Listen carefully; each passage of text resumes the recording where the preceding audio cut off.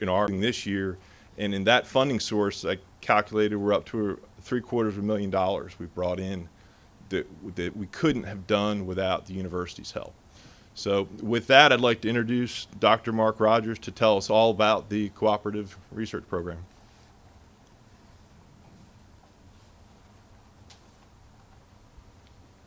Well, thank you, Commission, for allowing me to address you today. Madam Commissioner, thank you for putting time on the agenda for me in the fishery agenda. This is going to be a little bit different type of presentation, but I think it is important because I want you to notice the second word there, cooperative, and I'm going to keep bringing that back up. The cooperation between, so I'm a federal employee, and I'll describe that, but the cooperation between the federal and the state and other partners is really what allows us to function and have purpose here.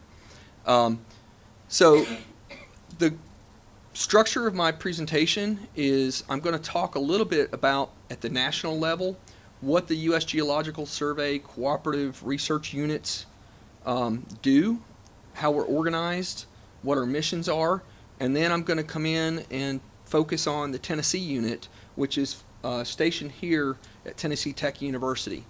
So just to start with, I am a federal employee. The USGS we're in the executive branch of the federal government.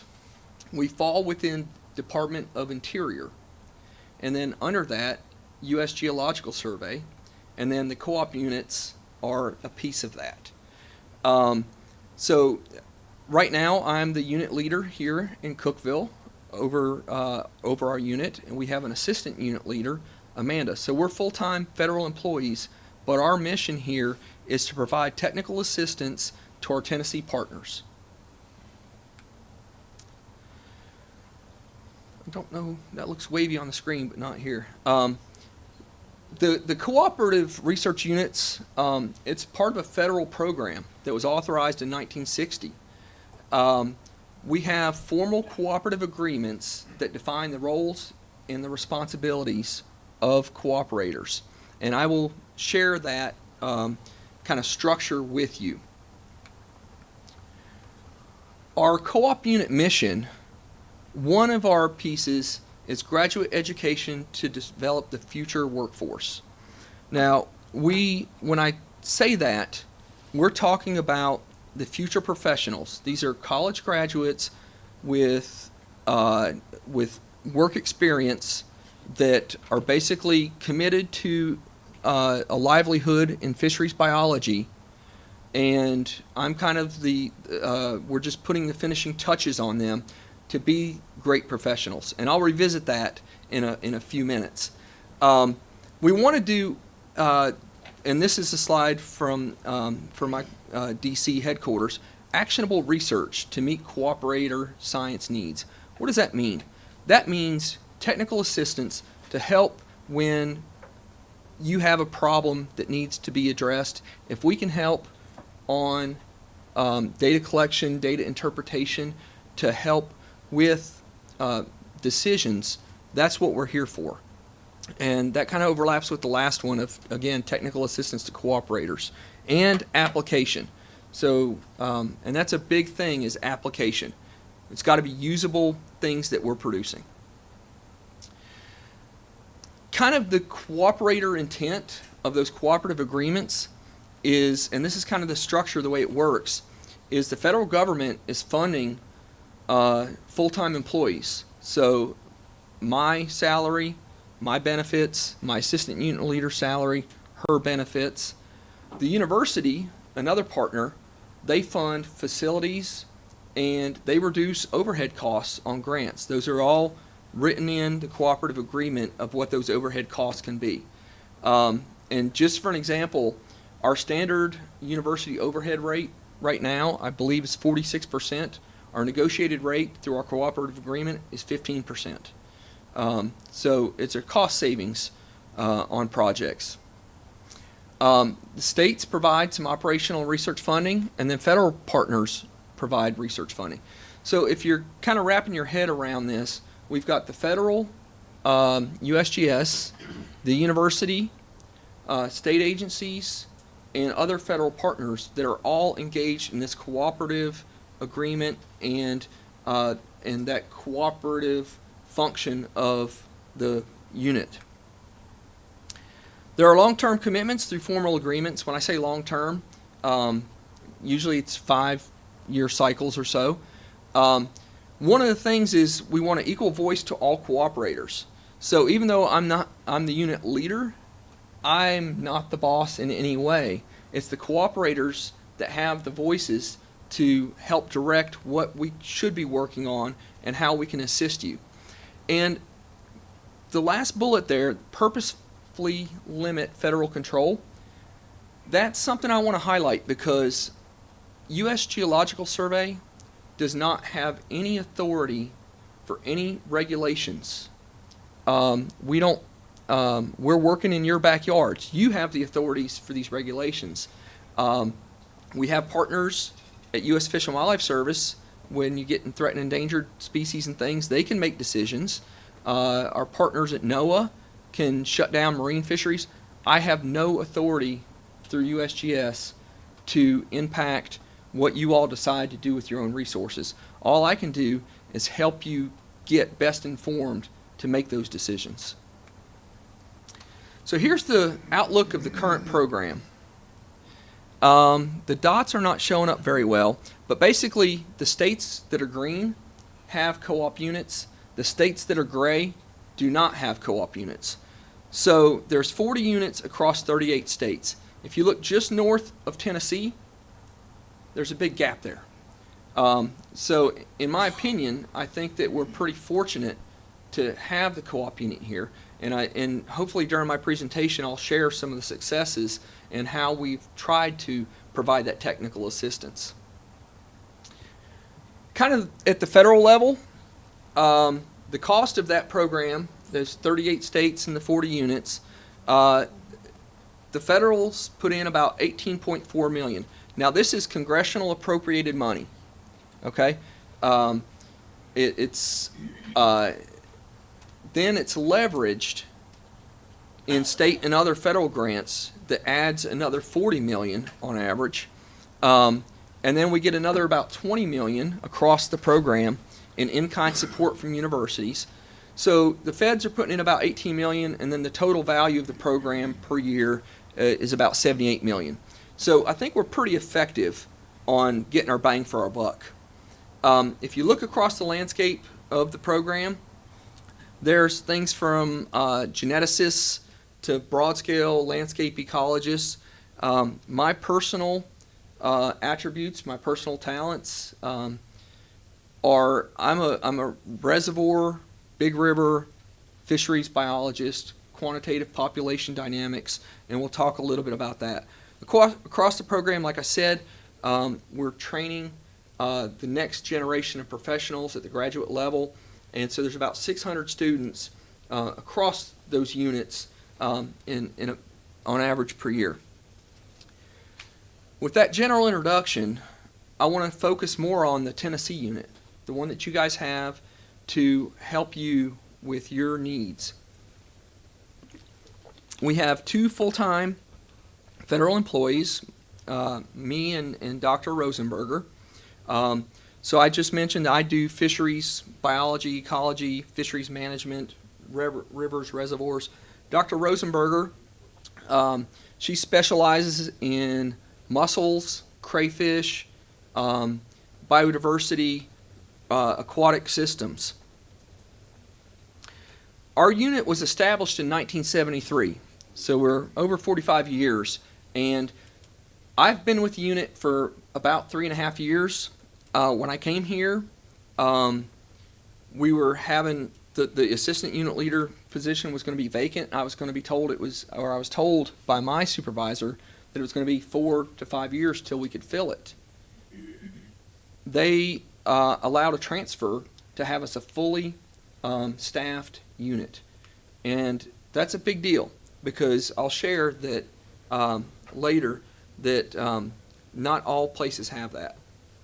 So this is kind of the organization. If we start in the top left, and again, this is kind of the structure and function. You've got 2 federal scientists. USGS provides salary, benefits, and some operating base funds mostly in terms of federal fleet of vehicles and things. And as projects come open, federal support. If we move to the right, TWRA, you provide some operating funds. You cooperate, coordinate with us to identify research needs. How can we help you? And it always comes back to that technical assistance, which is our mission, our role. And then external support for projects. And those things are collaborative.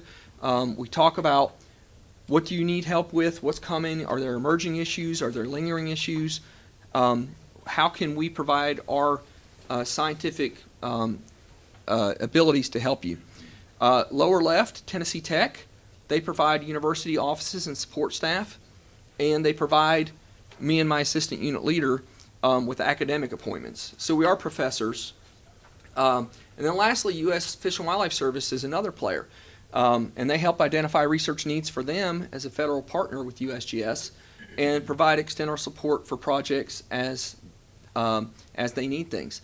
So really what this boils down to is I work for USGS, my supervisor works for USGS, but if you look at the screen, I basically have 4 bosses. And that's the cooperation, and that's part of my mission is to try to make sure everybody is getting what they need and in a timely fashion. So we're a fishery unit only. We don't have a wildlife component. We're one of only 4 of those within the program, which is kind of unique. We are fully staffed here in our Tennessee unit. If you look, this is the last number I had. Across the total of 40 units, there's 38 federal vacancies. So we're pretty lucky to be fully staffed. We have a 45-year history of cooperating with TWRA, and I just threw up some names there of folks that have come through our unit here in Tennessee that you might recognize. Mr. Bobby Wilson, Mr. Frank Fiss, Mr. Jason Henniger, Mr. Tim Churchill. So we've been successful at meeting our mission and, again, training those folks that are going to be our leaders. So just with that, I'm going to just give a snapshot of past and current projects. Like I said, I've been here 3.5 years, so some of this is going to be done by my predecessors, but it doesn't change our mission and it doesn't change our capabilities because everything I present here, we are still able to do as needs arise. So first, sport fisheries. Some of the things that we do have going on, we've done a review of the hatchery data and the stocking data, genetics data to look at how Florida bass are ingressing across the reservoirs in Tennessee where data was available. We've evaluated techniques for genetic sampling. Does it matter how you get those samples? Can you get them from tournaments? Can you get them? Do you have to go electrofishing? Does it matter time of year? We just finished a project on that. We've looked at sauger contributions, walleye contributions. Is it, how important is the hatchery process to sustaining these fisheries, and how is it changing population characteristics? We've got a new project starting, and there's a legacy of working on tailwater trout with TWRA, but we're going to be looking at hatchery fingerlings and adults and wild fish in tailwaters over at the Clinch and Fort Patrick Henry tailwater.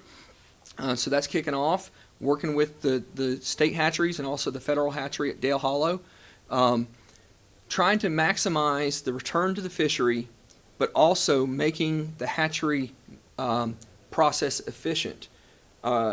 Should we, what do we get from these fingerlings? How can we track it through time? This is just a kind of a smorgasbord of other things that the unit has worked on in the past. Walleye, sauger, muskie, crappie, trout, lake trout, sampling techniques. And I'm trying to keep this brief. Habitat, water quality, all kinds of things. This is something that Frank alluded to. We're doing a lot of work now on Asian carp. This has taken up probably most of my effort, most of my time. But it's one of the critical issues we have. Frank talked about getting program or getting some funding to kick this off, and he sought us out at the co-op unit. So we're doing intensive Asian carp population sampling, working in Cheatham, working in Barkley, working in Kentucky Lake, working in Pickwick. So really my program is working across multiple states. We're doing movement monitoring, and this is going to help inform barriers and try to stop these Asian carp populations, hopefully, from coming up. It's hard to know where to put, where do you invest your funds to stop them without knowing where they are and how they're moving. So that's a big part of our program, and I'll show you another slide in a second. We're also doing eDNA, that's environmental DNA, which is you take a water sample, look for DNA of carp in the water. We have U.S. Fish and Wildlife Service does regular sampling.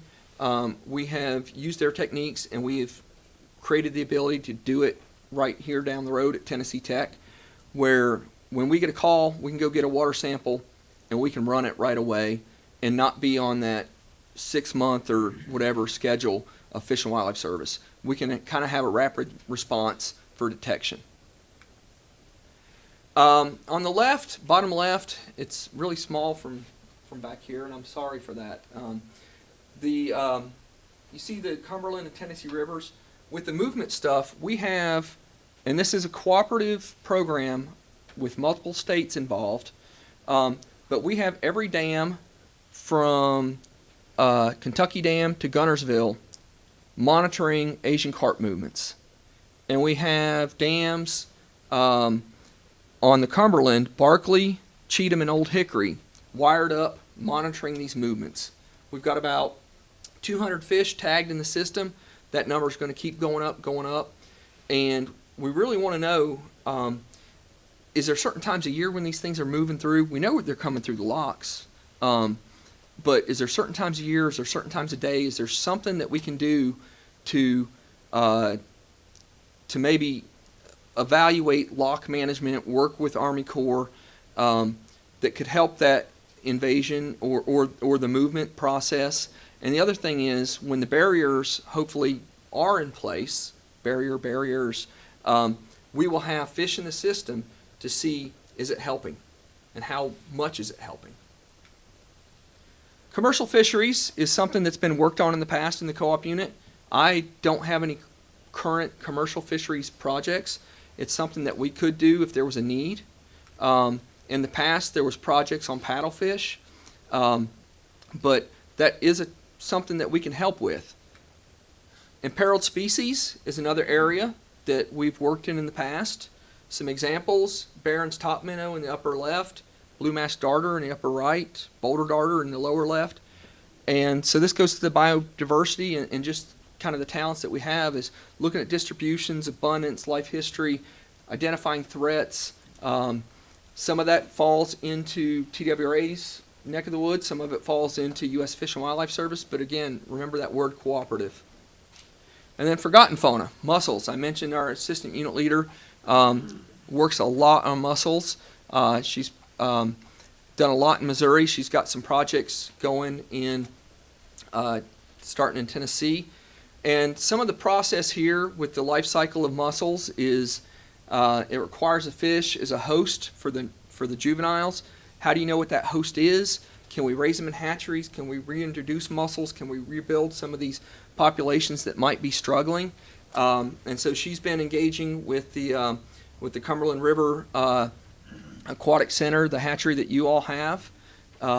So we're working on that. And last thing is environmental studies. And this is an example that my predecessor worked on, was looking at the Caney Fork River. Again, we, as a federal entity, we have a lot of cooperators, a lot of partners, but we have a lot of folks that we can work with directly. So this was an example funded by the Army Corps of Engineers, looking at biotic integrity in the Caney Fork River below Center Hill Dam. We worked with TVA, Army Corps, a suite of folks. And again, I'm going to stop there and just thank TWRA for your support. again, remember that we're cooperative, and we're here to help provide technical assistance as we can. So with that, I don't know if I give it back to Frank or please advise. Well, thank you so much. Wow, you said you wanted that to be brief, but I think that was, we needed to have all that information. That's very impressive. So Well, I thank appreciate you. you bringing that. And it's a 45-year partnership, you said, Yes, ma'am. together. So that's Bobby amazing. Wilson So must have been in the first class. yeah, I think he was. Didn't he start it and he create that program, Bobby? Remember that? Remember that? Get a degree? I do have a comment. Yes, Bobby. My feelings are hurt that he didn't mention my award-winning management implicating thesis, which was the food habits of larval fish from Center Hill Reservoir, but I understand, that's okay. Could you get up and tell us about that briefly? Bobby, I think everybody's read that. I think I, We got it. I couldn't find it because of the dust. Sure too. I'll give you a copy. Director Carter, you have a question? Sir, I had a question. how do we proceed? Yes. The states to our north, it was 3 or 4 or 5 of them, I don't remember, but it was pretty much everything to the north that's not in the program. Is that an impact on the Asian carp issue? Because obviously water runs north to south. The question was why are these states that don't have units related to Asian carp? Sir, it way predates Asian carp. I don't know if they just didn't have active voices through their state assembly or whatever to say, hey, we need one here. There used to be one in Ohio, and they didn't meet the cooperation part that I've said hopefully about 25 times, and it went away.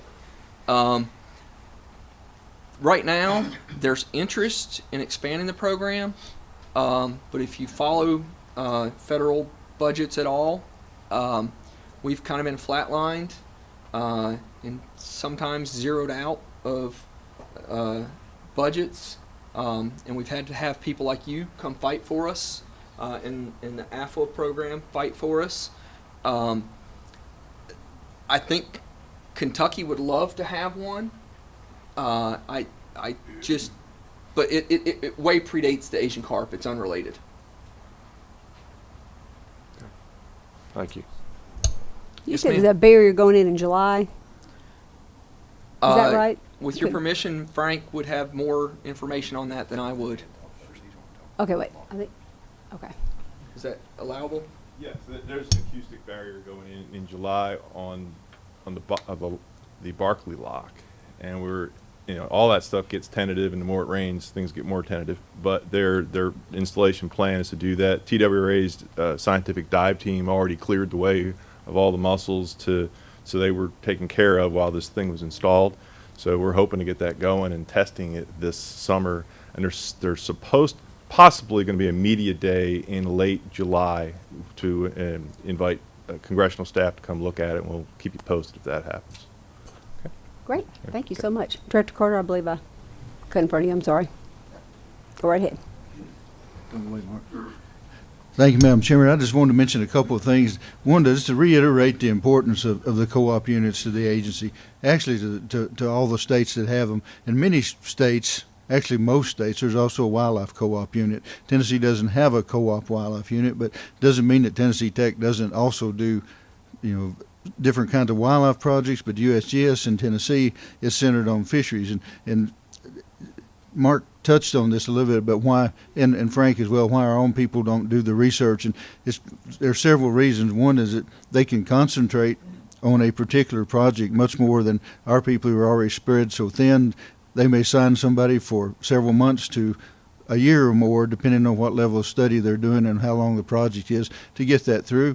We're also usually able to use federal funding to match the work that comes out of that unit to help us put forward those projects. So it's really a great budget thing for us. But as he mentioned, the funding for the co-op unit in Tennessee is all the co-op units nationwide is in peril right now. And in the president's budget, it was, for the most part, zeroed out. And the Association of Fish and Wildlife Agencies and the Southeastern Association and our own agency have met several times and have written letters. And I had the opportunity 2 weeks ago to talk personally with Secretary of Interior, and I've talked with him about how important these units are, and make sure that he recognizes what they do for all of us throughout the nation, and especially in Tennessee. And I got several amens from some of the other people in the same meeting we're in. So anyway, I just wanted to reiterate essentially how important they were, and it came up in the discussions here in the last, that it's not just game fisheries that are done. It's a lot of the endangered species and the other biodiversity that we use, whether it's mussels or some of the smaller minnows, smaller fish. And anyway, I wanted to point those things out because I think they're important just for everybody to understand. Without the USGS units and the co-op units, our research would slow way down, and we wouldn't get the information we need to do sound management and go back to science, as we've talked about several times. That we like to bring you the science that goes behind any particular decision, and then you all take the public input and try to make into that to whatever regulation we need to go forward with. So anyway, I guess I'm just saying all that to say amen again to what they do, and we appreciate all the things that they bring forward. And I wanted to make sure that Dr. Rogers knows that, and the whole unit, that we appreciate them very much. Thank you so much, Director Carter. Any questions? Go ahead, sir.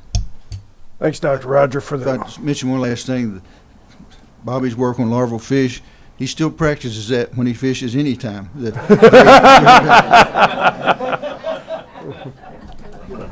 Commissioner Gardner, you have a All right, question? yeah, Dr. Rogers, I have a few actually. The money, the dollars you showed up there, was that just Tennessee, the 78 million, or was that national? Oh, that's the total program. Okay. Yes, sir. That's what I thought. Yes. All right, and then you had a couple of words in there, and one of them I'm familiar with, but not with how you were using it, and that was the contributions of the sauger and the walleye. Can you elaborate on that, and then also tell me what introgressing is? Okay. Okay, so let's start with the first one. You were asking about sauger and walleye. Can you specify a little bit more what your question Slide is? said something about the contributions of the sauger and the walleye, and I wasn't sure if you were talking about what you were stocking or what contributions meant in that context. Yes, sir. There was a project that was wrapping up right as I arrived to look at how hatchery fish, sauger, were contributing to specific fisheries using genetics data.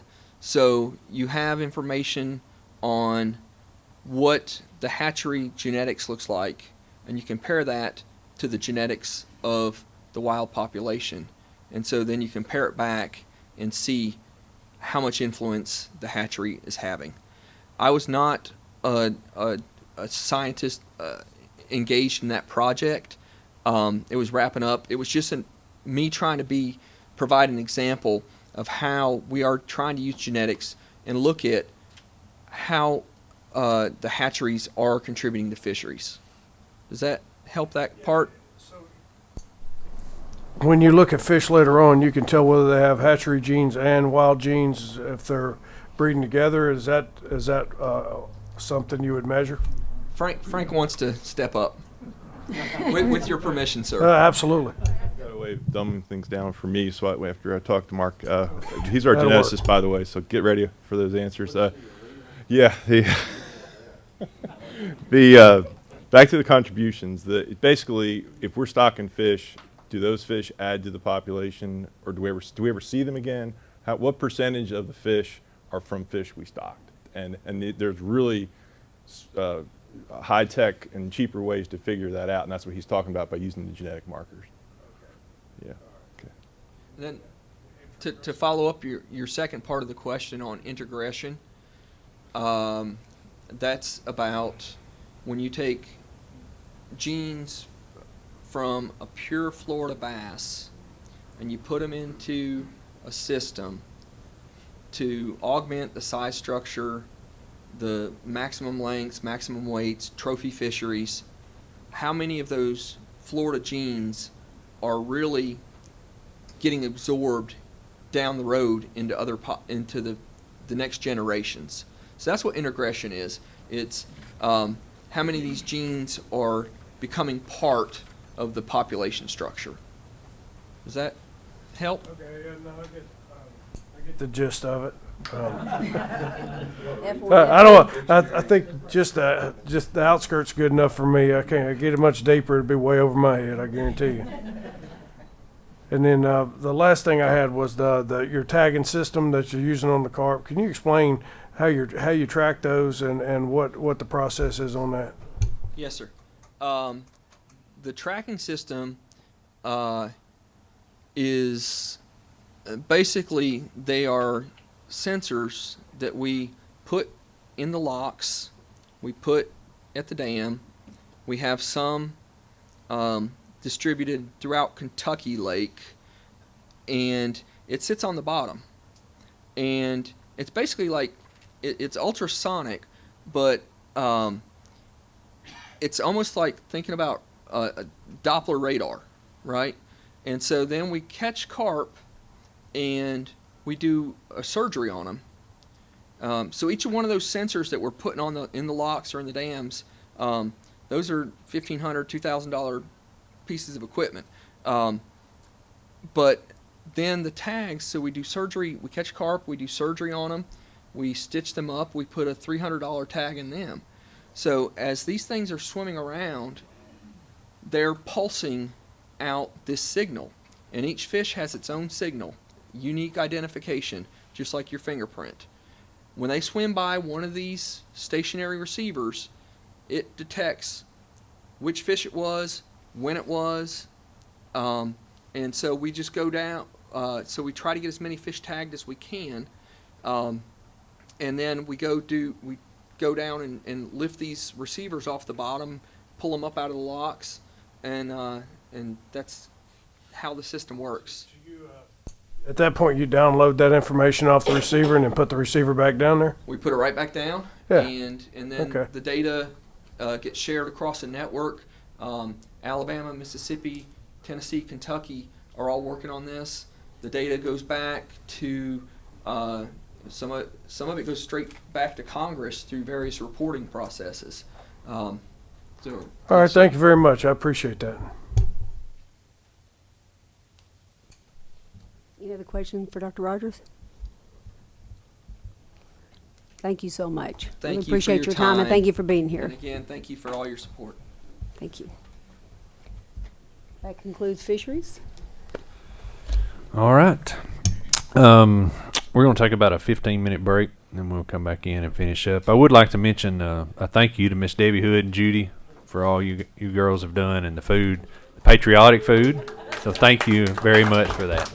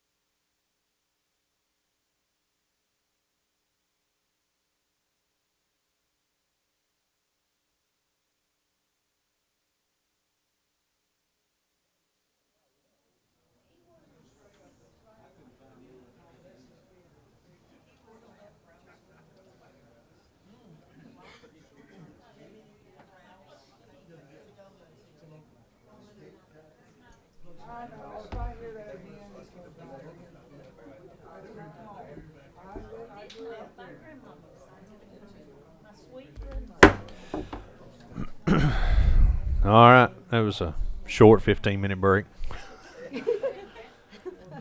All right, I'm going to turn the meeting over to Commissioner Sanders and the Budget Committee. Thanks, sir. I'd like to call Ken Tarkington to the podium.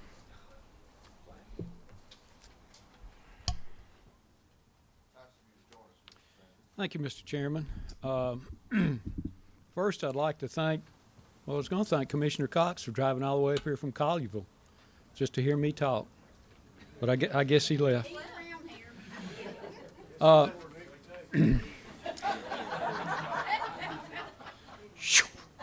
right. I'm reporting through the month of April of 19. There should be also, you may want to follow the report on your iPads.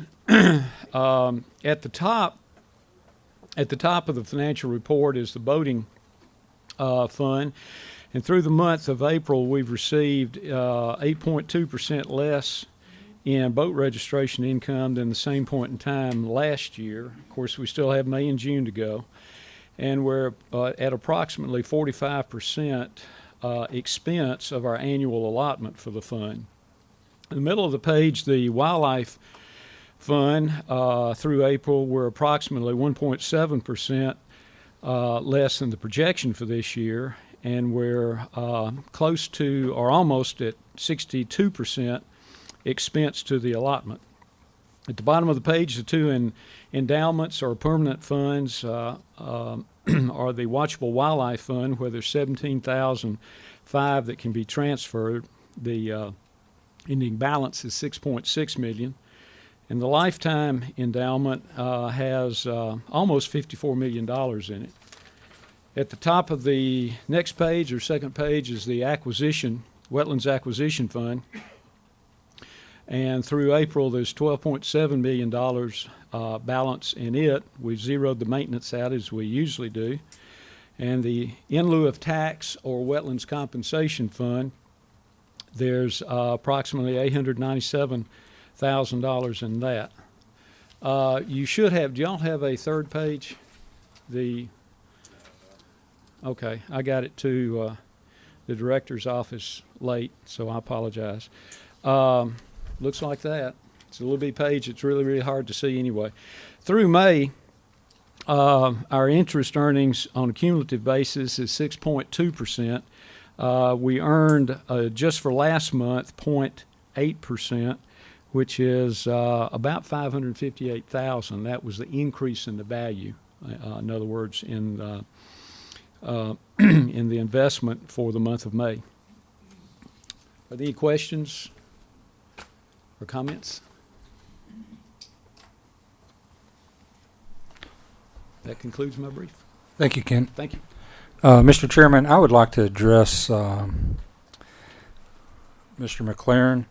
I have not been in Alaska. I don't know where that rumor came from. Me. Oh, was that you? Thank you. It spread everywhere, let me tell you. I was convinced that Cookeville had been moved to the mountain time zone, so I actually thought I was early. Having graduated from Tennessee Tech, I am not completely convinced that there are not outstanding warrants, so I drove kind of slowly since my request for police escort from Chattanooga to here was denied by you and Director Carter. So.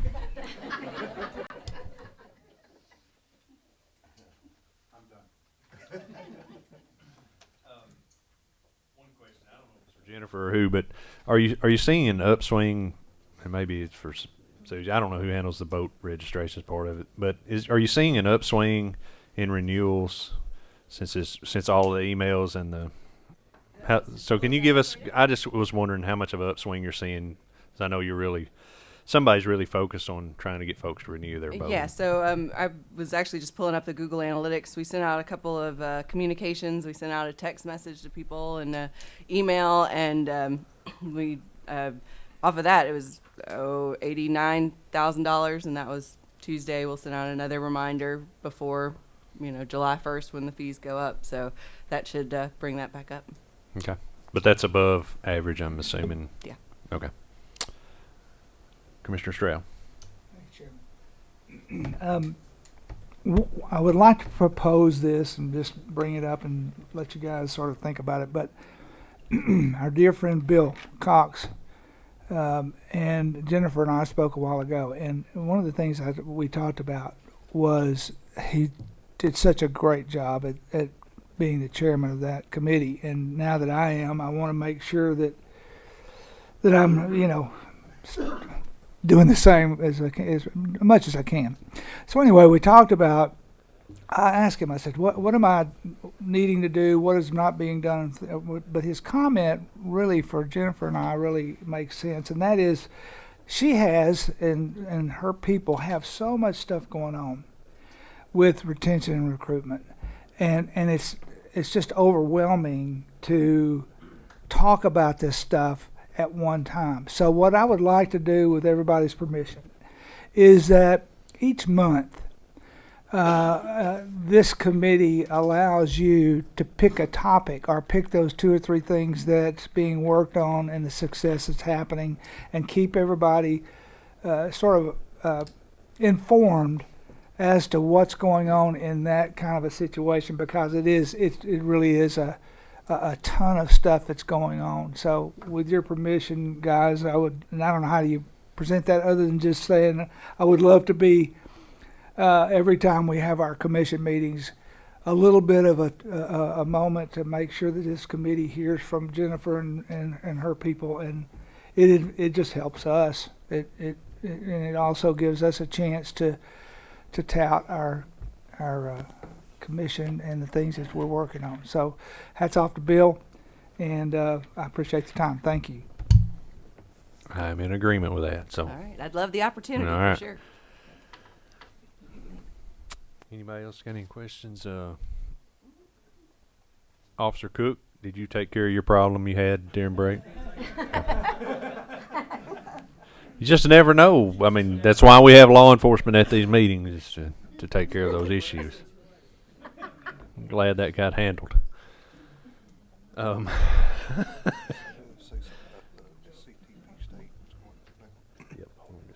Commissioner Stroud, you had mentioned a member from the public. Oh, you already got his answer. All right. Commissioner McLerran.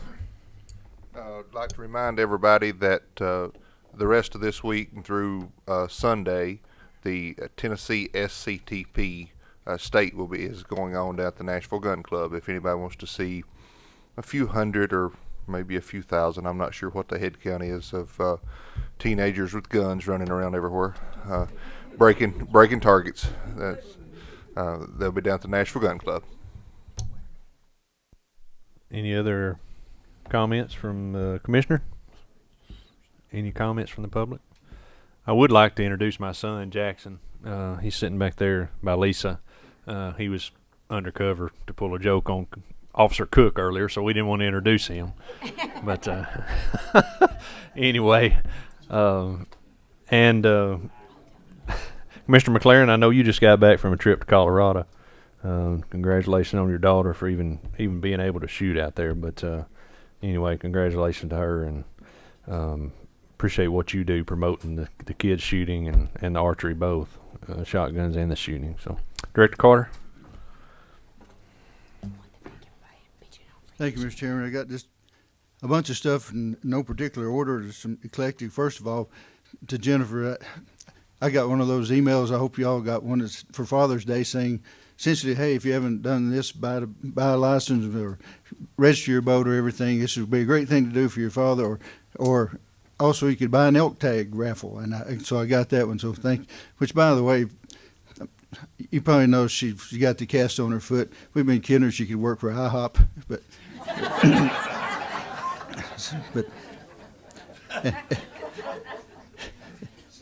and Tony, part of the rumor is probably because of me. That they said, did Nanette get a note from Tony about why he's not here? I said, I don't know, I'll ask her.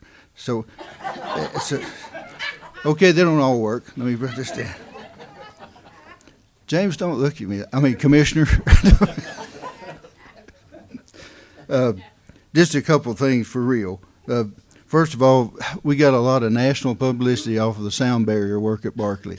I got a bunch of things back from up in the circles in Washington, D.C. that Corps of Engineers, U.S. Fish and Wildlife Service, and a bunch of other people were very appreciative of the work that was being done there, and they named the agency over and over in that, and I thought that was really cool that we got that kind of national notoriety, and that it was being seen that Tennessee is really trying to do something proactive in terms of Asian carp. And before, I know you'll think this is made up as well, but the tagging of the fish, we tagged, I didn't do it, but the agency tagged some striped bass a few years ago. We had a person catch one and swore that he could hear the Grand Ole Opry because of the tag that was in it, because there's a radio monitor. Some of the stuff you can't make up. So anyway, the budget preparation has been ongoing, and we spent well over an entire week that just going through all of our budgets, and we'll be bringing that up to our budget committee on July 19th, and I think everybody got a notice about that, and Commissioner Sanders will be meeting with us in the budget committee. He, of course, invited anybody else that wanted to come, but that'll be on Friday, July the 19th at 9 o'clock there in the Nashville office. Goes without saying, I think also on the duck blind drawings, any change you make to anything, it sometimes causes consternation, but I just wanted to make sure that everybody was aware there will be a lot of people really happy about trying to change the things. And it goes back to the North American model of making sure that there's an equal opportunity for everybody that's involved in the kinds of sporting activities we have, especially those that we regulate.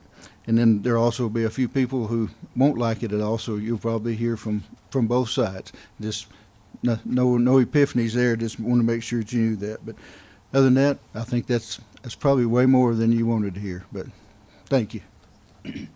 Thank you, Director Carter. Commissioner Box. Commissioner Gardner and I wanted to thank everybody, all of us wanted to thank everybody for helping out at Free Fishing Day. I know y'all put a lot of effort into that, and it was a great success. It was fun to see all the pictures, and those kids were they're great. I love it, really wanted to say how much we appreciate that. It was a big success. Thank you. Anybody else? One other thing, normally we celebrate someone's birthday every month, and I know she's not going to be able to be here tomorrow. But it's not her birthday. The first time in a long time that we haven't celebrated her birthday. But it is a very special occasion this week for you and Dirt. And it is 50 years for those two lovebirds, and 50 years in their business together. So they're celebrating their business anniversary and their wedding anniversary in the same year. So congratulations to you two.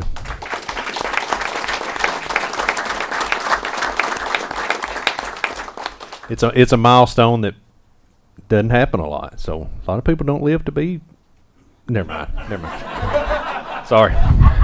Anyway.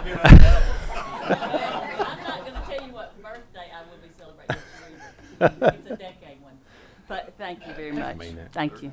It's great to feel all your best wishes and kindness, and thank you very much. Thanks, Connie. All right. If nobody's got anything else, we'll adjourn.